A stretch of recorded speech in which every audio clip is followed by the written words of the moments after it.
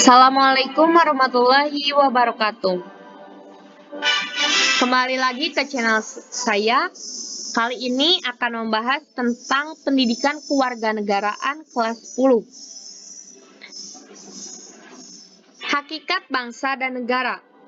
Pertama-tama, terdapat standar kompetensi dan kompetensi dasar.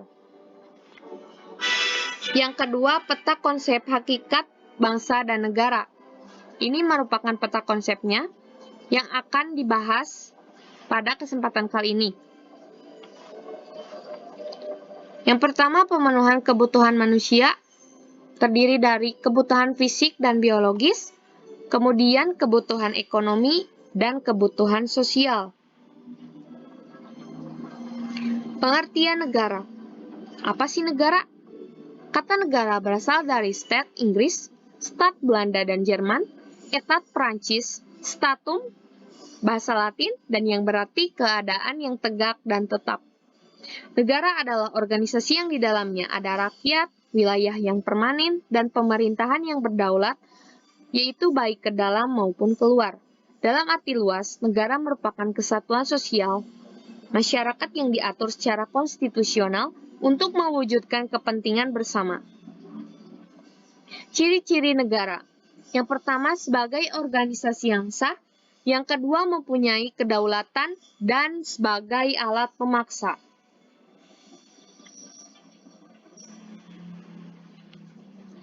Kedaulatan adalah kekuasaan tertinggi atas pemerintahan negara. Sedangkan negara sebagai organisasi tersusun atas berbagai lembaga yang menopangnya, baik itu lembaga individu, masyarakat, lembaga negara, dan partai politik. Negara memiliki sifat memaksa kepada warga negara dan seluruh unsur masyarakat lain untuk patuh pada peraturan perundang-undangan. Negara sebagai alat pemaksa terkandung sifat bahwa negara memiliki kekuasaan dan kekuatan yang sah untuk menggunakan kekerasan dan kekuatan fisik. Sifat hakikat negara. Terdapat 3 sifat hakikat negara. Yang pertama, sifat memaksa. Yang kedua, sifat monopoli. Dan yang ketiga, sifat mencakup semua atau all-embracing. Sifat hakikat negara berkaitan erat dengan dasar-dasar terbentuknya negara, yaitu norma dasar yang disebut fundamental norm, yang menjadi tujuan falsafah hidup yang ingin diwujudkan, perjalanan sejarah dan tata nilai sosial budaya yang telah berkembang di dalam negara. Unsur-unsur terbentuknya bangsa. Menurut Friedrich Hertz, Jerman, ada 4 unsur yang mempengaruhi terbentuknya suatu bangsa sebagai berikut. Yang pertama, keinginan untuk mencapai kesatuan nasional. Yang kedua, keinginan untuk mencapai kemerdekaan dan kebebasan nasional sepenuhnya. Yang ketiga, keinginan akan kemandirian, keunggulan, individualitas, dan keaslian atau kekhasan yang mandiri. Yang keempat, keinginan untuk menonjol atau unggul di antara bangsa-bangsa dalam mengejar kehormatan, pengaruh, dan prestise. Unsur-unsur terbentuknya negara yaitu ada 2. Unsur konstitutif dan unsur deklaratif. Unsur konstitutif bersifat mutlak, terdiri dari 3, yaitu rakyat, wilayah, dan pemerintah yang berdaulat. Yang kedua, unsur deklaratif, yaitu pengakuan dari negara lain. Unsur ini merupakan unsur tidak mutlak, terdiri dari de facto dan de jure.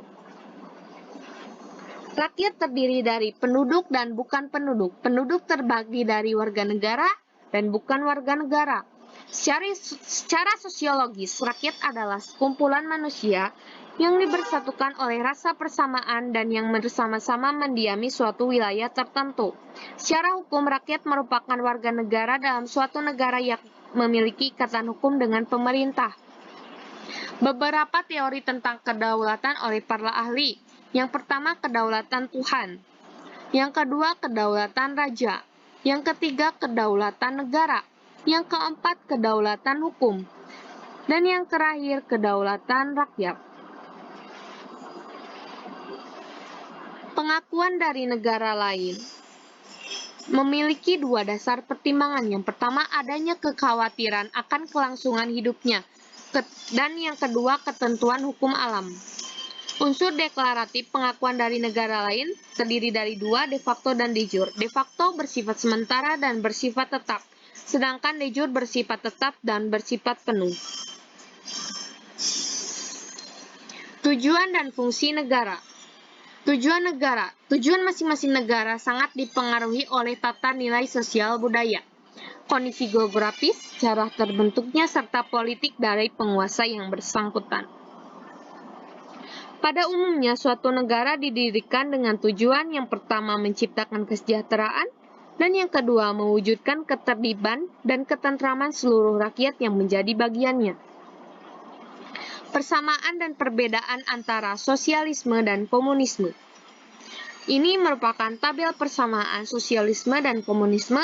Terdapat beberapa aspek yang mempengaruhi.